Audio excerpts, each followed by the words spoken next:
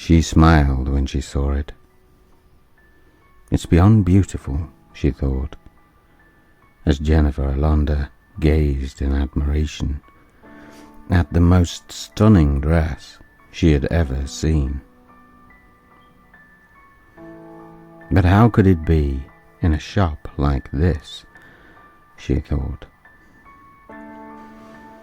looking at all the tatty and somewhat dishevelled garments that adorned the same shop's window. A thrift shop is not exactly the place she expected to see some exquisite designer dress. And the price, it appeared to be so low. $89 was all she could see on the label. If that really was the figure they were asking, then that dress was hers. She marched into the shop, her hand already twitching in anticipation of holding that object of her desire. That dress, she inquired of the elderly shop owner. The cream embroidered one in the window. How much is it? The owner lifted her head from some sewing she was doing and peered at her over the top of her black-rimmed glasses, almost as if she was inspecting her suitability for something. $89, she replied, quickly. Jennifer's face made a little gesture of excitement that gave away that this sale was a done deal, and it enticed the owner from her chair and over to the window. "Would you like to try it on?" she asked in a slightly croaky voice. "Oh yes," Jennifer sputtered. "Definitely." It was pretty much the fastest she'd ever stripped down to try anything on in her life. She really just wanted to buy it, as she instinctively knew somehow that it would fit. But she had to go through the normal charade of trying it on for the sake of appearances. But when Jennifer saw herself in the mirror, she was speechless. This dress could have been made for her. It was the perfect fit, and it looked like it cost 100 or 1,000 times more than the paltry sum she was going to have to part with to buy it. She changed back into her normal clothes and rushed out of the cubicle to complete the purchase. The owner was preemptively waiting for her by the till, as if she knew that the sale was already made. Within the hour, Jennifer was back home, and she just had to see herself in that dress again. A desire that led her to spend the entirety of what was left of that day wearing it, taking photos, and doing selfies to send to her friends. She was shocked, though, when she saw that the time had passed so quickly. She was supposed to be meeting one of her friends for a drink that evening, but it had completely gone from her mind, and the texts they'd sent and their calls had all come through to her phone, but for some strange reason it appeared she'd just ignored them all. She was baffled by this, as she couldn't understand why she'd had this episode. It was almost like her mind had short-circuited for a few hours. But there was nothing she could do about it now. She would call them in the morning. So she went to bed and fell asleep almost the second her head touched the pillow. A sleep that seemed inescapable. She woke briefly a few hours later, as she often did. But she was unable to move, even to look at the time, such was her exhaustion. And it wasn't until 14 hours later that she finally found the strength to open her eyes fully and get up. It was then she realized she was still wearing her precious new dress. It was creased and crumpled from a night of being slept in, but still exquisitely beautiful.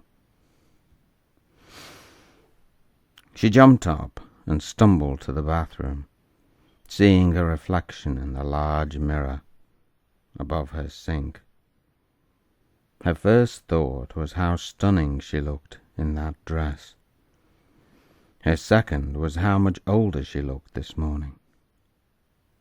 She approached the mirror, and with horror saw that she had seemingly gained lines and wrinkles overnight, and even some grey hairs.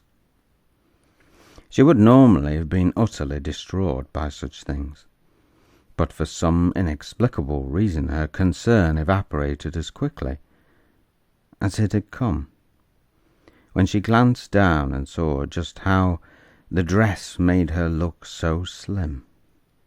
And for the next 10 hours, that was her single thought and fascination.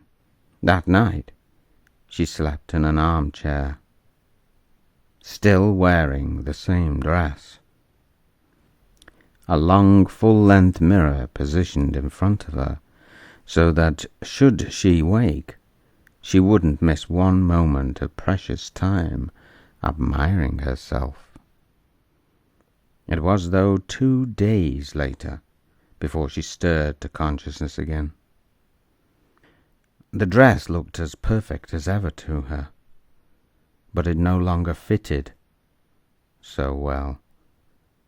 Jennifer's full figure had deflated, such that she had shrunk from a size 10 to a size 6, and the dress hung limply off her shoulders that were once full and strong, but were now bony and frail.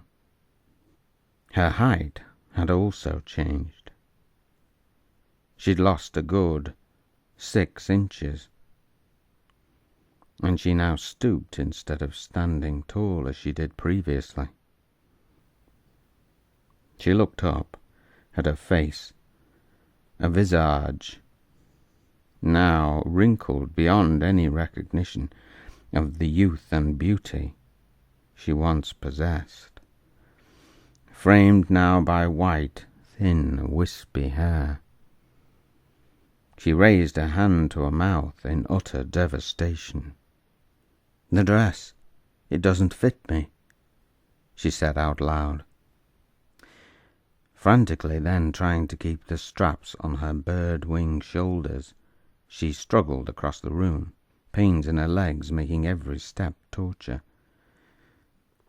And then she put on her overcoat and shoes, and like some creaking puppet, she tottered out of the building and into the street, where she moved from item to item, gripping hold of whatever she could find to rest a while, and then regain her strength for the next ordeal of simply walking.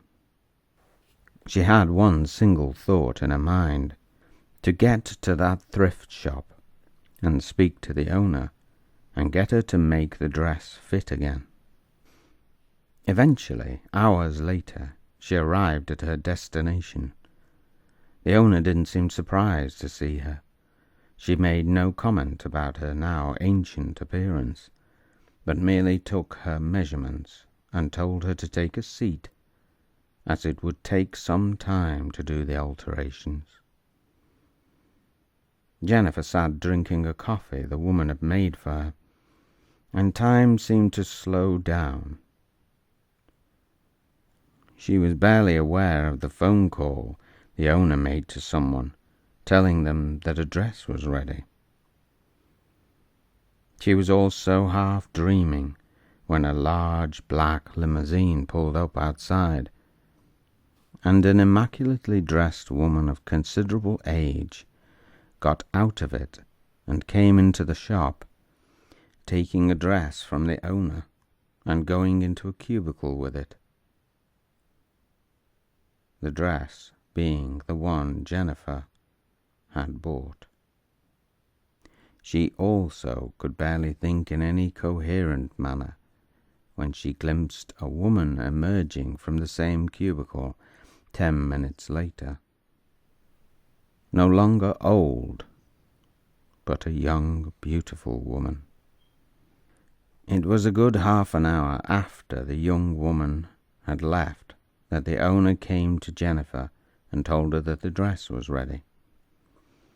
In a daze, she went into the cubicle and put it on, her only fleeting emotion being concern at there being no mirror there for her to gaze at herself again in that wonderful dress.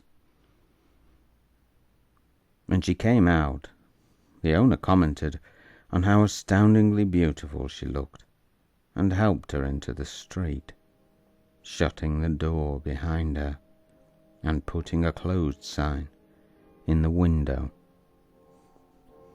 Jennifer walked on an excruciating 20 yards before stopping outside a large shop as she realized that she could see her reflection in the window. But on looking at herself, she collapsed in utter desolation.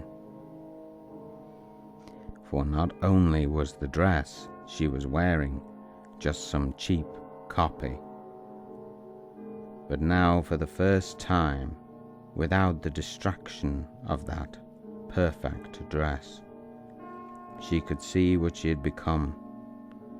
No longer a young woman, but someone of such age that no one that knew her would have recognized her.